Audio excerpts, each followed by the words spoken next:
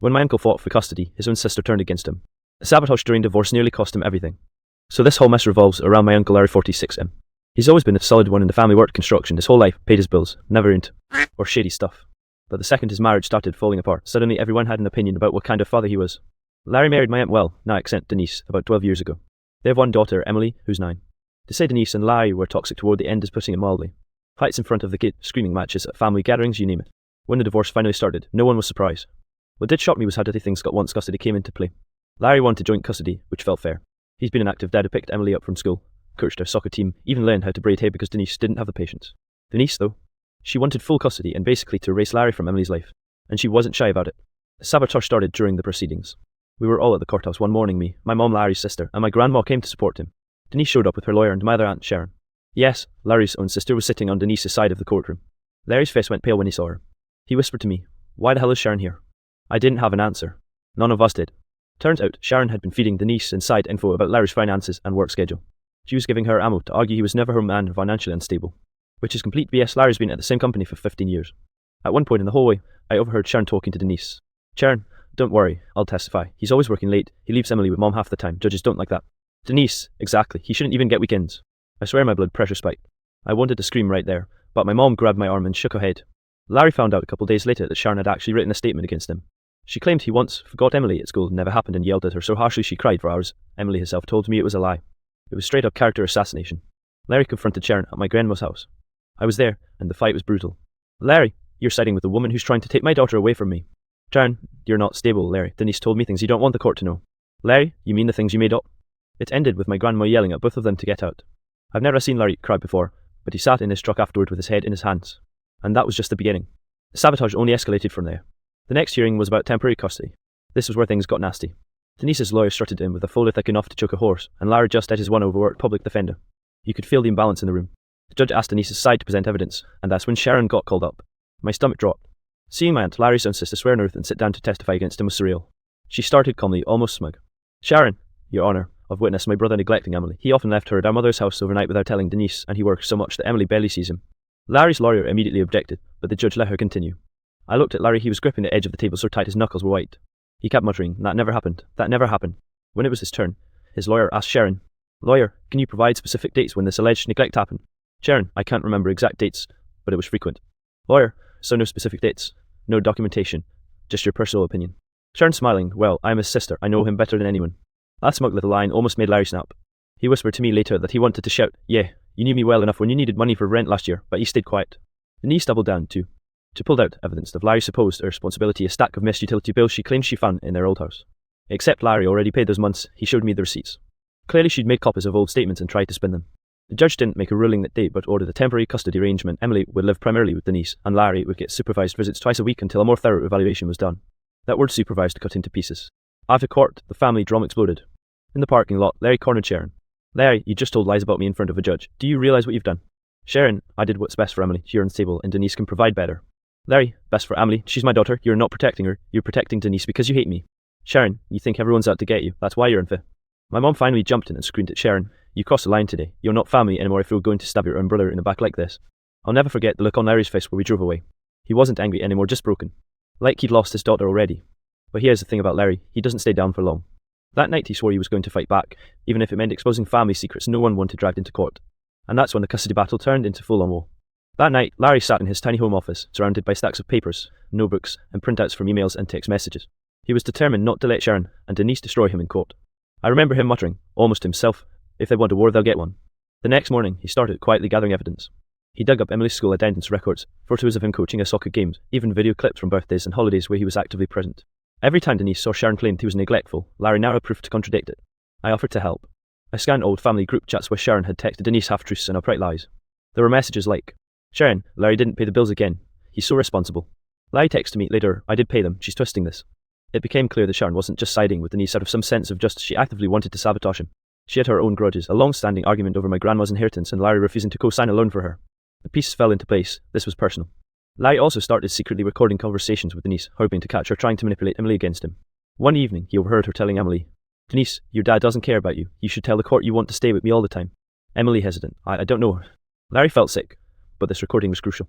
He knew he needed solid evidence for the judge to see that Denise was coaching Emily and that Sharon had helped feed these lies.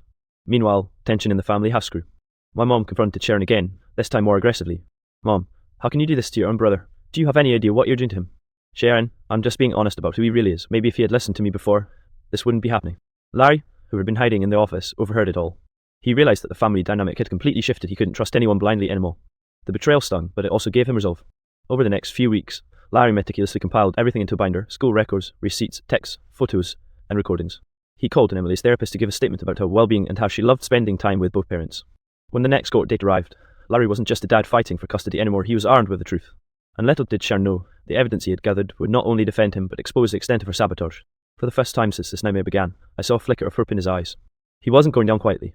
The day of the next court hearing, Larry walked in with a quiet confidence I hadn't seen in weeks. He had his binder in hand, his lawyer by his side, and me and my mom in the gallery ready to support him. The air in the courtroom was thick, tense, almost electric. Denise smirked as she passed by, whispering, "Hope you're ready to lose, Larry." Sharon sat a few rows behind her, arms crossed, looking smug like she always did when she thought she had the upper hand. The hearing began, and Denise's lawyer opened with the usual accusations. Larry kept his focus. Then it was Sharon's turn. She stepped up to testify again, and I could feel Larry's jaw tighten. "Judge, MS, Sharon, please state your observations regarding your brother's involvement with Emily." "Sharon, he isn't as present as he should be. He works long hours and often leaves Emily unattended at my mother's house. I believe Denise provides a more stable environment." Larry's lawyer immediately objected, presenting the binder he had painstakingly compiled.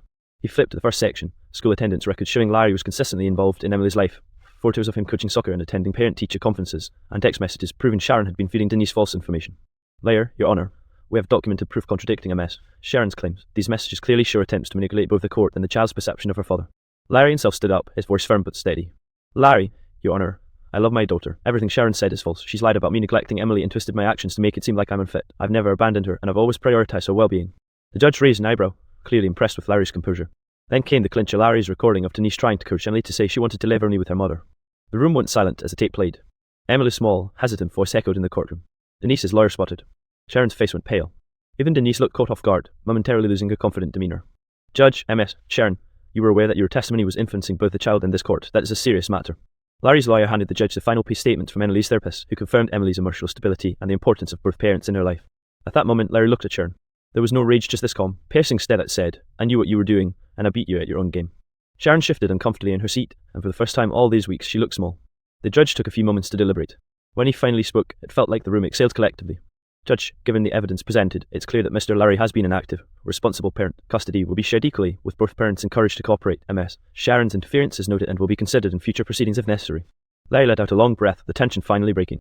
He gave me a small nod. It was victory, but also a warning: family can be just as dangerous as the legal battlefield. After the courtroom victory, Larry felt a mix of relief and exhaustion. Winning shared custody was huge, but the battle had left scars on him, on Emily, and on the family. We left the courthouse quietly, avoiding Sharon and Denise, both of whom were visibly fuming. Back at my grandma's house, Larry finally let himself unwind. Emily ran to him, hugging him tightly, whispering, "I missed you so much, Daddy." His eyes watered as he held her. For a moment, the chaos of the past weeks faded, replaced by the small, perfect bubble of happiness. But the family fallout was far from over. Word had spread quickly through relatives about Sharon's betrayal. Some were sympathetic to Larry, others were shocked that she could side so openly against her own brother. Grandma called a family meeting that night, a tense gathering in her small living room with everyone seated like they were bracing for war. "Grandma, Sharon, you need to explain yourself. You helped Denise manipulate the court against your own brother. What were you thinking?" Sharon, defensive as ever. "I was being honest. I was trying to protect Emily from someone who's not perfect." "Larry, not perfect. I've never missed a single school meeting. I'm there for her every weekend, and I've never put her in danger. You lied about me." "Sharon, I just thought it would help. Maybe I overreacted." It was clear that overreacted was a gross understatement. Mom stepped in furious. "Mom, you sabotaged your brother. That's not overreacting, Sharon. That's betrayal, plain and simple. And don't try to sugarcoat it." Sharon didn't say another word. She knew she'd been caught, and for the first time, I saw her guilt and not the fake smartness she always wore. Larry, surprisingly, didn't explode. He just looked at her quietly and said, "Larry, I won't hate you, but trust me, family isn't the same anymore. You can't just stab someone in the back and expect life to go back to normal." Over the next few weeks, Larry focused entirely on rebuilding his relationship with Emily. Court-ordered joint custody meant he had weekends, holidays, and significant involvement in her school life. He never let Sharon or Denise manipulate him again. Emily even started referring to him as her hero, which made him grin like a kid himself. The family slowly adjusted. Grandma made it clear Sharon needed to earn back her place, but Larry stayed cautious. Mom and I made it our mission to be extra supportive, ensuring he never felt alone in the fight. Larry even had a private conversation with Sharon later, away from everyone. He forgave her not fully, but enough to keep peace for Emily's sake. "Larry, I can't forget what you did, but Emily deserves a family that tries to stay together, even if it's messy. Let's start there." Sharon nodded silently, eyes downcast. In the end, Larry learned something vital. Family can hurt as deeply as outsiders, and sabotage can come from the ones you trust most. But persistence, preparation, and a clear heart can overcome even the worst betrayals. Even though the battle left scars, Larry emerged stronger, wiser, more cautious, and fiercely protective of Emily. And for the first time in weeks, he slept without that crushing weight of betrayal on his chest. Just when Larry thought the worst was behind him, Denise tried one last maneuver.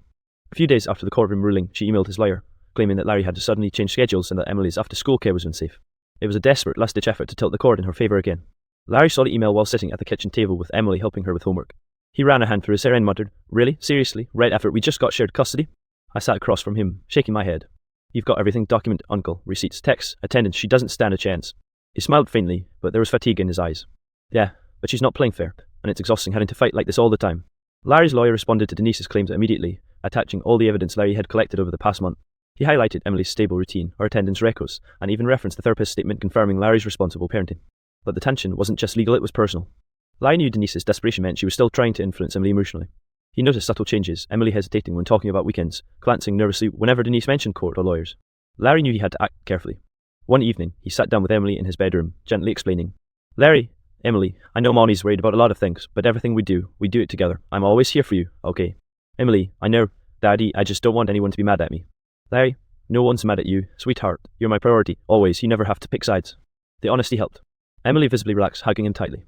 Larry realised that the real battle wasn't just in the courtroom, it was in maintaining trust and stability for his daughter. Meanwhile, Sharon reached out privately, nervous and apologetic. She admitted to Larry she'd finally realised how badly she'd sabotaged him. Larry didn't lecture her, he simply said, "Larry, we can't change the past, just don't make it worse." The court eventually dismissed Denise's last-minute claims. The judge noted Larry's consistent involvement and diligence and confirmed the joint custody arrangement. It was final. Larry exhaled, feeling like the nightmare had truly ended.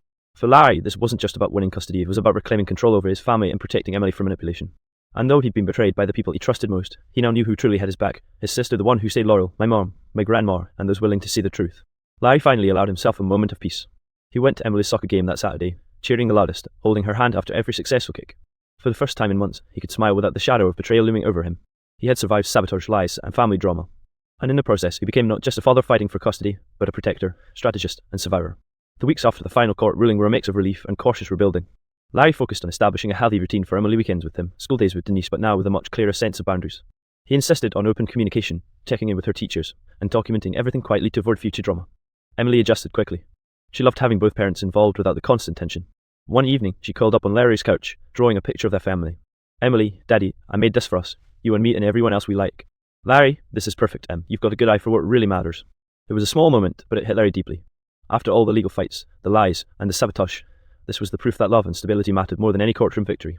Sharon slowly started trying to repair her relationship with Larry, though he remained guarded. She apologized sincerely, acknowledging how much she had interfered. "Sharon, I see now how much I hurt you. I don't expect forgiveness immediately, but I want to try." "Larry, it'll take time. Actions matter more than words, Sharon. Let's start there." Meanwhile, the family began healing. My mom and grandma worked to rebuild trust and reinforce boundaries with Denise, making it clear that manipulation and sabotage wouldn't be tolerated. Family dinners, once tense and awkward, slowly returned to normal. Larry even started to joke again, cracking small smiles that had been absent for months. He also spent more time with Emily in ways that strengthened their bond. Saturday morning pancakes became a tradition, weekend bike rides through the park, and bedtime stories that lasted longer than they used to. It wasn't just about winning custody anymore, it was about creating a life where Emily felt safe and loved, no matter what anyone else did. One afternoon, Larry sat on the porch with a cup of coffee, watching Emily ride her bike with her friends.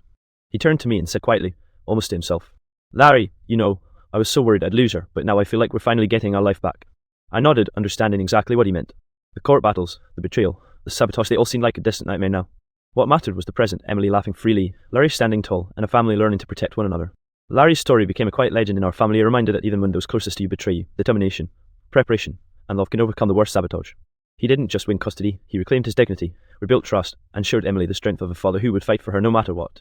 As we watched Emily ride her bike down the street, Larry smiled genuinely, the weight finally lifting from his shoulders. The scars would remain, but so would the lessons learned.